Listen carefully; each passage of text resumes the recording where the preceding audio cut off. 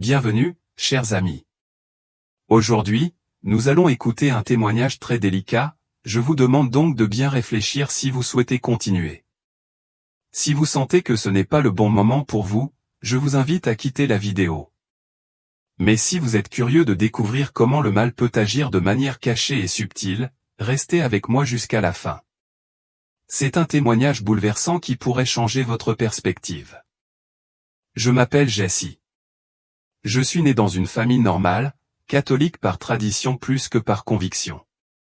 La religion faisait partie de notre vie, mais seulement en apparence. Nous allions à l'église pour les grandes occasions au baptême, mariage et funérailles, mais la foi était une façade, quelque chose que nous faisions plus par obligation sociale que par véritable dévotion. Cependant, mon oncle était différent. Il avait toujours un regard critique sur tout, en particulier sur la religion. C'était le genre d'homme qui n'acceptait pas les choses telles qu'elles lui étaient présentées, surtout par l'Église. Dès mon plus jeune âge, je me souviens de lui riant pendant les messes de Noël ou de Pâques, me chuchotant des commentaires méprisants à l'oreille. Il était sarcastique, cynique, et savait trouver le côté humoristique dans tout. Cela me faisait rire. Cela me semblait être un jeu innocent, une provocation contre un monde de règles que je ne comprenais pas, un monde qui semblait fait uniquement pour opprimer et ne pas fournir de réponse. Au fil du temps, j'ai moi aussi commencé à me moquer de l'Église et de Jésus. Que pouvais-je faire d'un Dieu qui prêchait l'amour et le sacrifice alors que ma vie était pleine d'hypocrisie et d'injustice? La religion, pour moi, n'était qu'un des nombreux mensonges que la société nous imposait. J'ai commencé à lire des livres et à fréquenter des forums en ligne qui critiquaient le christianisme, d'abord par curiosité, puis par conviction. Tout semblait si clair. La religion n'était rien d'autre qu'un système pour contrôler les masses, une opportunité pour les puissants de manipuler les faibles. Je ne voulais pas être l'un de ces faibles. Je pensais avoir trouvé la vérité, que j'étais enfin libéré des chaînes de la foi aveugle. Puis, mon oncle m'a invité chez lui un soir. « Je vais te montrer quelque chose », a-t-il dit, d'un ton qui semblait chargé de secret. Je ne pouvais pas imaginer que cette nuit allait changer ma vie. Je suis entré dans son sous-sol, un endroit que je connaissais bien, mais cette fois c'était différent. Les murs étaient plongés dans l'obscurité, éclairés seulement par les faibles flammes de bougies noires. D'étranges symboles, soigneusement dessinés sur le sol, rendaient l'atmosphère lourde, presque étouffante. Il m'a expliqué que ce n'était qu'un jeu, une provocation à un rite satanique, comme il l'appelait, mais sans le prendre trop au sérieux. Moi, jeune et inconsciente, j'ai acquiescé sans poser de questions. Il m'a dit qu'il suffisait de réciter quelques phrases, de faire quelques gestes symboliques, et que tout serait terminé. Rien de grave, rien de dangereux. Je ne savais pas que j'entrais dans un monde duquel il serait difficile de s'échapper. C'était en 2010. Je me souviens de cette nuit comme si c'était hier. Mon oncle et moi avions pris l'habitude de participer à ces rites. Ils étaient devenus une partie de moi, quelque chose que je faisais avec une légèreté qui, avec le recul, me fait peur. Chaque rite me semblait être un jeu de rébellion, un geste de défi contre un système que je n'avais jamais vraiment accepté. Je pensais que tout cela n'était qu'un jeu, un défi à l'autorité de l'Église, rien de plus. Mais cette nuit-là, quelque chose a changé. Nous étions dans un endroit différent de l'habitude, une maison abandonnée au milieu de nulle part, éclairée seulement par les bougies que nous avions apportées. L'atmosphère était dense, presque palpable, comme si l'endroit était imprégné de quelque chose d'ancien et de maléfique. Les participants étaient plus nombreux que d'habitude, et beaucoup étaient des inconnus. Il y avait un silence étrange, rompu seulement par les murmures du rite. Le rituel se déroula comme il l'avait déjà fait d'innombrables fois, mais cette nuit-là, quelque chose de différent se fit sentir dans l'atmosphère, une présence inconnue, une énergie palpitante qui semblait peser lourdement dans l'air. Alors que je récitais les mots que j'avais mémorisés, l'inattendu se produisit. Sans prévenir, je ressentis une séparation brutale de mon être physique. C'était comme si j'avais été aspiré dans un tunnel sombre et tourbillonnant, un puissant vortex qui m'emportait loin de tout ce que j'avais connu. Je n'avais aucune idée de l'endroit où j'allais, mais une terreur écrasante m'envahit, une peur profonde, profonde comme je n'en avais jamais ressenti auparavant. À la fin de ce voyage troublant, je me retrouvais face à face avec une silhouette comme je n'en avais jamais vu auparavant.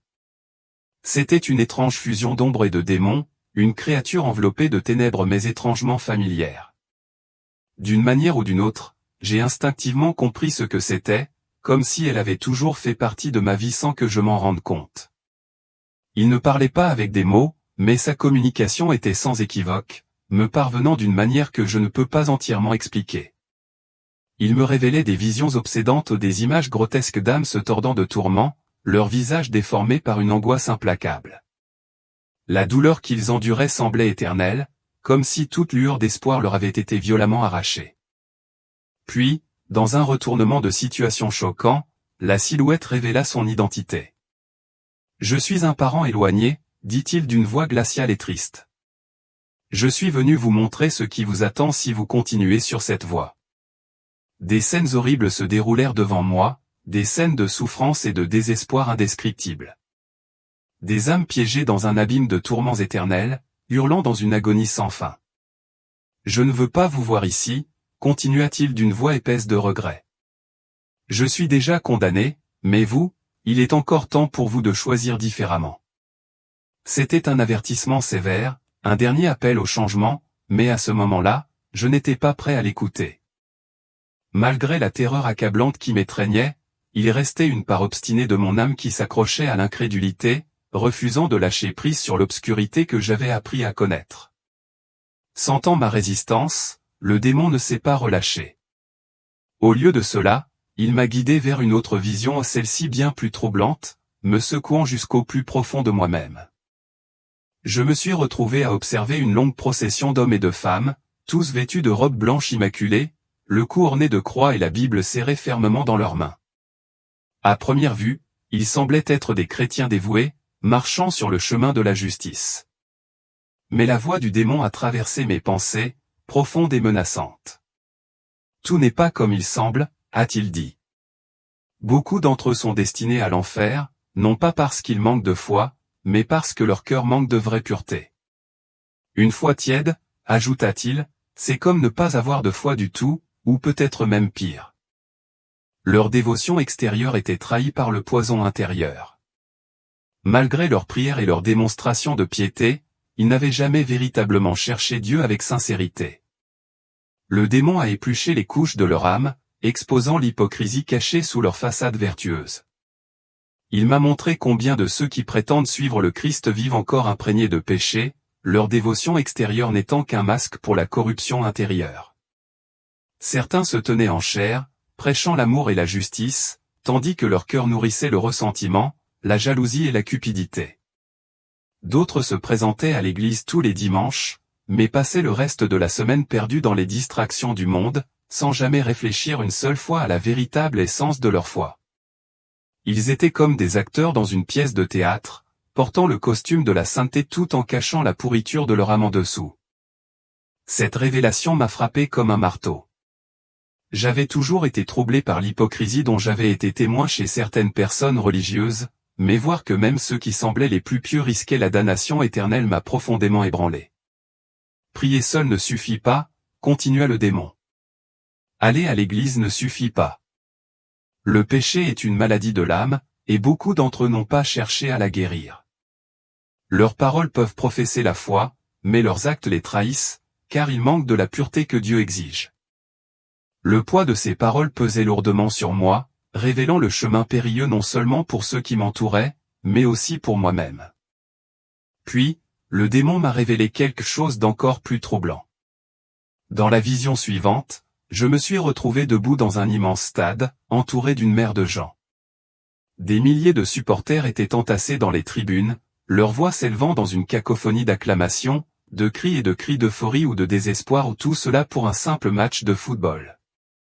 Mais quelque chose ne tournait pas rond. Une énergie sinistre emplissait l'air, une vibration sombre qui semblait contaminer toute l'atmosphère. Le football est une institution satanique, dit le démon avec un ricanement moqueur. Regardez comme le monde est obsédé par ce sport. Il détruit l'amour du prochain, alimente la division et ne sert qu'à éloigner les gens de Dieu. C'était comme si les émotions les plus basses de l'âme humaine, la colère, la violence, la frustration étaient attisées et exploitées à des fins bien plus malveillantes que ce que l'on pouvait imaginer. J'ai eu du mal à assimiler cette révélation.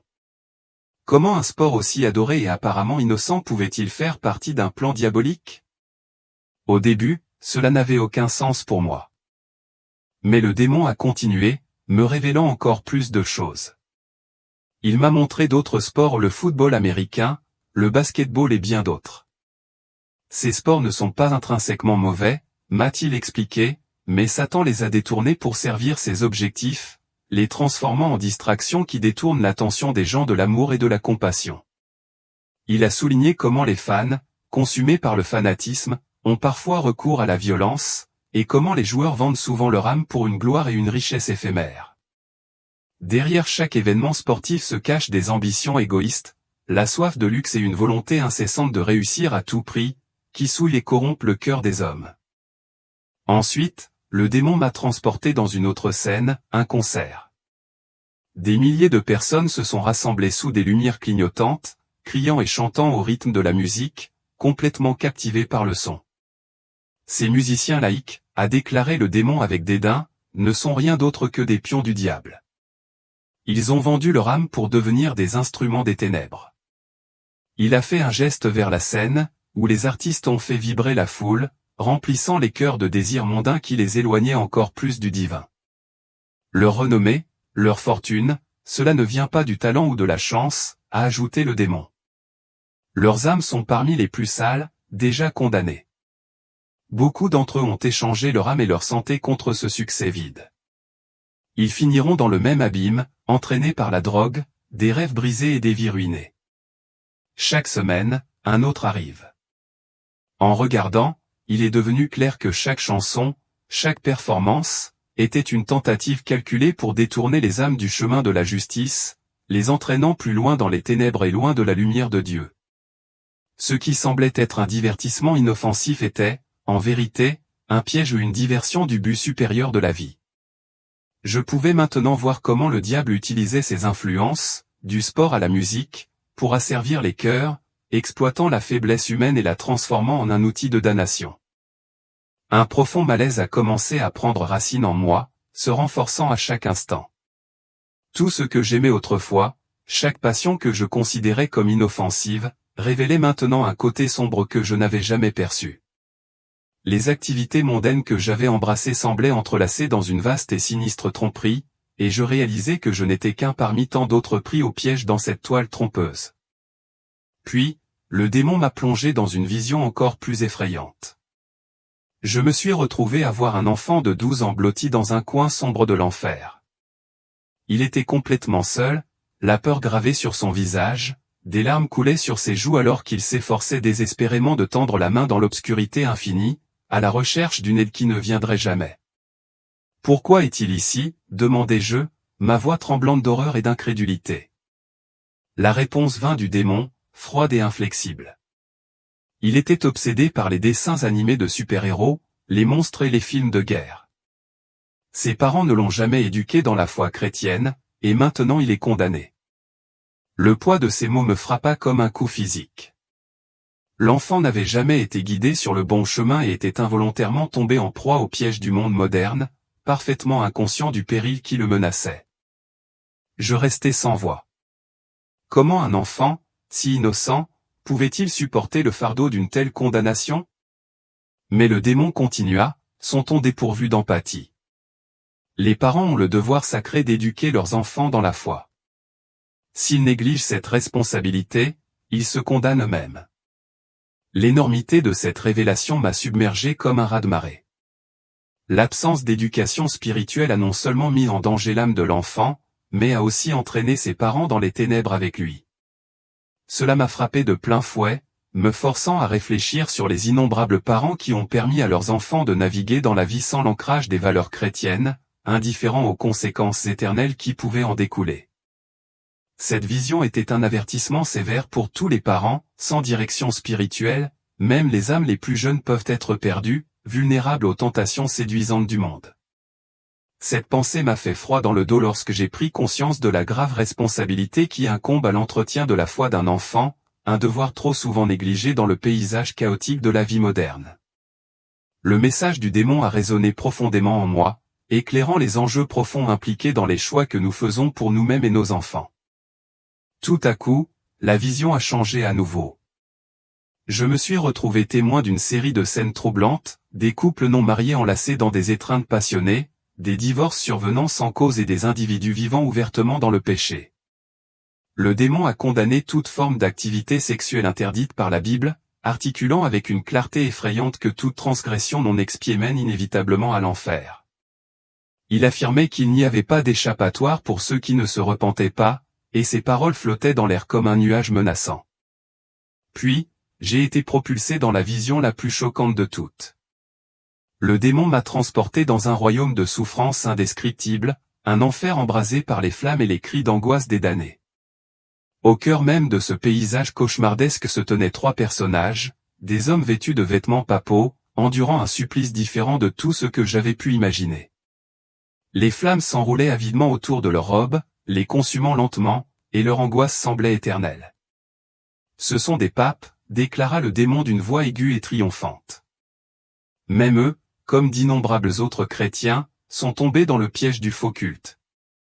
Aucun catholique ayant jamais vénéré ces hommes n'entrera au paradis, car leur culte était dirigé vers la chair plutôt que vers Dieu, et maintenant ils souffrent des conséquences de leur choix terrestre. J'étais complètement abasourdi. Ces trois papes avaient toujours été considérés comme des parangons de droiture, des exemples de foi inébranlable et d'intégrité morale. Comment était-ce possible ? Ma voix tremblait d'incrédulité lorsque je demandais, n'étaient-ils pas des hommes de Dieu ? Le démon secoua la tête, une lueur cruelle dans les yeux. Chaque pape doit choisir entre le chemin facile et le chemin ardu, expliqua-t-il. Le chemin facile attire par ses plaisirs secrets, son pouvoir et sa corruption. En revanche, le chemin difficile exige sacrifice, pureté et adhésion inébranlable aux lois chrétiennes, mais peu osent l'emprunter. Ces paroles s'enfoncèrent profondément dans ma conscience, révélant une vérité crue, même ceux à qui étaient confiées les plus hautes responsabilités n'étaient pas à l'abri du péché et de la tentation. Les révélations du démon résonnèrent dans mes oreilles, et je commençai à saisir la profondeur de la corruption qui imprégnait même les institutions les plus vénérées. Les plus hauts représentants de la foi avaient succombé à l'attrait du mal, dévorés par la cupidité et les compromis avec les forces obscures. J'ai ressenti un sentiment de désespoir m'envahir lorsque j'ai réalisé la fragilité de la foi face à une tromperie aussi profonde, un rappel que personne n'est à l'abri de la tentation, quelle que soit l'élévation de sa position. Dans les 30 prochaines années, tout va changer, a déclaré le démon d'un ton menaçant. La plupart des églises seront corrompues et bientôt, chaque âme sera forcée de choisir comment vivre. Mais souvenez-vous de ceci, tout existe par cycle. Sa voix portait un poids de prophétie. Dans les moments les plus sombres de l'humanité, Jésus est descendu sur terre pour racheter tous ceux qui se repentaient, les conduisant aux cieux. Il en sera de même lorsque le moment sera venu. Cette révélation choquante est restée dans mon esprit, jetant une ombre sur ma conscience alors que la vision commençait à s'estomper. Je suis sorti de cette expérience surréaliste avec une conscience nouvelle et terrible de la bataille spirituelle en cours qui se déroulait autour de moi. Lorsque je me suis finalement réveillé, je me suis retrouvé en train de convulser sur le sol froid et dur de la maison abandonnée. Mon corps était secoué de violents spasmes, chaque muscle enflammé par une brûlure insupportable. J'étais étendu là, tremblant, le visage couvert de bave et de salive, les yeux grands ouverts mais entourés d'une obscurité impénétrable. La lueur vacillante des bougies autour de moi semblait se tordre et se déformer, projetant des ombres grotesques qui dansaient dans ma vision périphérique. Aucun de mes compagnons ne bougea pour m'aider. Leurs visages étaient pâles et sans expression, comme s'ils étaient déjà perdus dans un autre royaume, déconnectés de la réalité qui se déroulait devant eux. Ils étaient tous liés par le sang, avec mon oncle au centre, sa concentration inébranlable alors qu'il récitait des incantations sombres. Ses lèvres bougeaient dans un murmure continu et hypnotique, les mots s'infiltrant dans mes os et envoyant des frissons dans ma colonne vertébrale. Nous ne pouvons pas arrêter le rite, murmurèrent-ils entre eux, leur voix froide et monotone, dénuée de compassion. Ils se tenaient là, observant ma souffrance se dérouler sans lever le petit doigt, adhérant aux règles de leur rituel pervers. Leur silence glacial en disait long, montrant clairement que ma vie était devenue totalement insignifiante à leurs yeux, un simple pion dans leur jeu malveillant. À cet instant, j'ai réalisé la dure vérité, j'étais seul, piégé dans un cauchemar où même les liens familiaux avaient été déformés en quelque chose de sombre et méconnaissable. Le poids de leur indifférence pesait sur moi, suffocant et terrifiant, tandis que je saisissais la profondeur de la guerre spirituelle qui faisait rage autour de moi et la précarité de ma propre existence. Pendant ce qui m'a semblé une éternité, j'ai été englouti par la sensation que ma vie était sur le point de se terminer. L'obscurité s'est infiltrée plus profondément dans mon esprit, consumant mes pensées et engourdissant mon corps, me laissant avec un frisson insupportable comme si mon âme elle-même glissait dans l'abîme. Chaque respiration devenait un supplice, et l'écho des sombres prières s'éloignait, s'estompant comme une mélodie obsédante. J'avais l'impression d'être déjà parmi les damnés, pris au piège dans le tourbillon même que j'avais entrevu dans ces visions terrifiantes, prêt à tout laisser derrière moi. Puis, comme par une intervention miraculeuse, les convulsions cessèrent brusquement. C'était comme si une main invisible avait coupé les chaînes qui me liaient à ce destin sinistre. Avec une détermination absolue, je luttais pour me relever, mon corps tremblant toujours, mon cœur battant comme un animal sauvage en cage. Je n'avais pas le temps de penser ou de réfléchir, tout ce qui comptait, c'était de m'échapper. Je sortis de la maison en titubant, désorienté et chancelant, trébuchant sur des obstacles invisibles dans l'obscurité.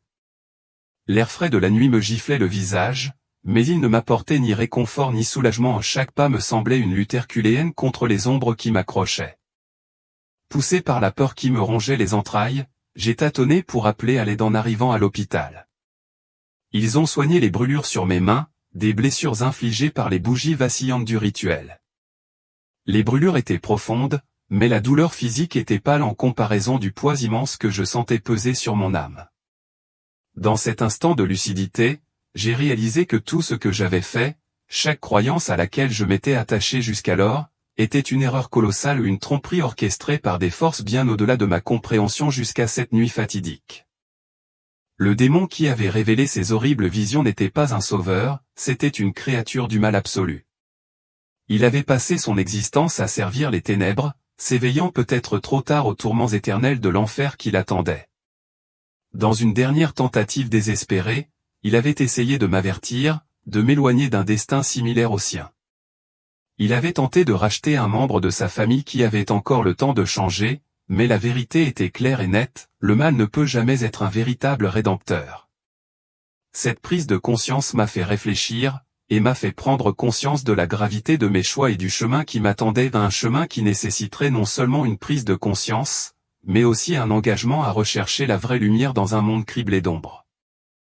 Mes compagnons, ceux qui m'avaient si facilement abandonné à la mort, n'étaient rien d'autre que des esclaves des forces obscures qui les consumaient petit à petit, jour après jour. Ils étaient désespérément perdus, pris au piège d'un cycle implacable de servitude qui les conduirait finalement à la damnation éternelle. Et puis il y avait mon oncle l'homme que j'avais toujours admiré et suivi aveuglément et qui s'est avéré n'être rien d'autre qu'une marionnette dans un jeu bien plus vaste et sinistre. Il n'était pas le chef rebelle que j'avais imaginé, mais plutôt un homme profondément empêtré dans les ténèbres, inconscient de l'étendue du mal qui le dévorait de l'intérieur. Alors que j'étais allongé à l'hôpital, la clarté m'envahit comme une marée purificatrice. C'était plus qu'une simple compréhension intellectuelle, c'était une révélation profonde qui illuminait mon âme comme un soudain rayon de lumière perçant une obscurité de longue date. Le chemin à parcourir était désormais limpide. Chaque expérience et chaque choix que j'avais fait avant cet instant était une grave erreur, un pas vers un abîme dont j'avais été miraculeusement sauvé. Cette prise de conscience transcendait la simple peur ou la terreur, ce fut un réveil transformateur. Pour la première fois, j'ai vraiment saisi la vérité profonde et durable du message du Christ. J'ai compris qu'à partir de ce moment, ma vie allait changer d'une manière que je n'aurais jamais cru possible. Les convulsions que j'avais endurées, l'image obsédante de mes compagnons m'abandonnant à la mort et l'indifférence froide de mon oncle, tout cela avait été un signal puissant, une illustration frappante de la cruauté d'un monde qui échange les âmes comme si elles n'étaient que de simples marchandises. cette indifférence sans cœur m'a réveillé en sursaut, me faisant prendre conscience de l'ampleur de mon écart par rapport à ce qui était vraiment bon et juste. Il ne s'agissait plus seulement de fuir le mal, mais de chercher à embrasser la vraie foi, la foi authentique dont je m'étais moqué pendant des années. J'ai fait le choix conscient de suivre le chemin de Jésus, reconnaissant que c'était la seule voie qui pouvait me sauver de l'abîme que j'avais évité de justesse. Déterminé, j'ai cherché le pasteur de l'église, prêt à tout confesser, les visions que j'avais vues, les horreurs que j'avais vécues, les détails qui me hantaient, les peurs qui m'étreignaient et la multitude d'erreurs que j'avais commises en cours de route. Il m'a écouté attentivement, non pas avec jugement, mais avec un regard empli de compréhension et de compassion. C'était comme s'il connaissait déjà la profondeur de ma chute et l'angoisse que j'avais endurée. Dans cet espace sacré, j'ai ressenti une libération, un soulagement de mon âme. Le poids de mon passé commença à s'alléger et je compris que la rédemption était non seulement possible mais à ma portée. Mon cœur se gonfla d'espoir de renouveau, alors que je faisais mes premiers pas sur un chemin illuminé par la grâce et la vraie foi. J'ai placé une confiance inébranlable dans le Père Pépé, le curé de ma ville. Après avoir écouté mon histoire poignante, il m'a solennellement dit que le poids de ce que je lui avais confié était trop lourd pour lui seul, il fallait le communiquer à certains de ses supérieurs. J'ai donc passé un mois transformateur dans un couvent, entièrement gratuit, entouré de pasteurs et de futurs pasteurs profondément engagés dans leurs études. Cette expérience est devenue le mois le plus serein de ma vie. Mon cœur a commencé à s'ouvrir à un nouveau type de foi, une foi qui transcendait la simple théorie et la superficialité. C'est devenu une foi vivante et respirante que je pouvais sentir parcourir mon cœur à chaque battement de cœur. Motivé par cette nouvelle conviction, j'ai décidé de participer à une assemblée privée où au moins une centaine de pasteurs s'étaient réunis. Cette rencontre m'a paru cruciale, un moment de grande importance. Je me suis senti obligé de partager les visions qui m'avaient si profondément bouleversé et transformé. J'ai raconté mon histoire en détail, éclairant les visions terrifiantes qui m'avaient ouvert les yeux sur les pièges insidieux du monde et la corruption qui se cache derrière même les choses les plus apparemment innocentes. Malgré leurs expressions solennelles, ils m'ont conseillé de ne pas parler de mes expériences en dehors de ce cercle, m'exhortant à les garder confidentielles. Mais maintenant, après plus de 15 ans, je ne peux plus me taire. Il est essentiel que chacun connaisse la vérité. Même si cela peut être difficile à accepter, certaines expériences changent votre vie d'une manière qui ne peut être ignorée. J'ai été témoin de la façon dont le mal s'infiltre dans les vies, nous séduisant avec de vaines promesses de plaisir terrestre éphémère. Je peux dire avec une certitude absolue que Dieu est le seul vrai sauveur et que le chemin du Christ est la seule voie qui puisse nous guider vers le salut. Je vous implore d'abandonner tous les plaisirs et vices du monde qui vous enchaînent, et de suivre plutôt les Écritures avec un dévouement inébranlable. Ce n'est qu'à ce moment-là que vous pourrez être sûr d'atteindre le paradis éternel. Ne faites pas les mêmes erreurs que moi. Ne permettez pas au diable de vous tromper comme il m'a trompé. La dernière vision que j'ai eue, celle qui a laissé une marque indélébile dans mon âme, me hante encore aujourd'hui. Elle me rappelle constamment les dures réalités de la bataille spirituelle à laquelle nous sommes confrontés. Je partage cela non seulement comme un récit édifiant, mais comme un appel à nous réveiller à reconnaître l'urgence de choisir le bon chemin avant qu'il ne soit trop tard. Dans nos moments les plus sombres, quand nous avons l'impression que tout espoir est perdu, Jésus viendra nous sauver, tout comme il l'a fait pour moi. Je le vois clairement et je suis convaincu que nous vivons l'une des périodes les plus sombres de l'histoire.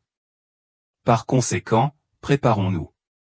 Accordez le pardon à vos ennemis et libérez-vous du poids du péché, car le temps presse. Le monde s'enfonce de plus en plus dans le chaos et le moment de la rédemption approche. Je crois fermement que ce moment arrivera plus tôt que nous le pensons. N'attendez pas qu'il soit trop tard. Dieu vous appelle, répondez à son appel avant que les ténèbres ne vous consument à jamais. Je tiens à vous exprimer ma profonde gratitude pour avoir pris le temps d'écouter mon témoignage jusqu'à la toute fin. Si mon histoire a trouvé un écho chez vous ou a suscité une réflexion, je vous encourage à la partager avec 3 amis chrétiens afin qu'ils puissent eux aussi être inspirés. Laissez un commentaire avec « Amen » pour témoigner de votre foi et unissez-vous à nous pour diffuser ce message crucial. Ensemble, éclairons la voie pour les autres et restons fermes dans notre foi, en nous guidant les uns les autres vers la vérité et le salut qui nous attendent.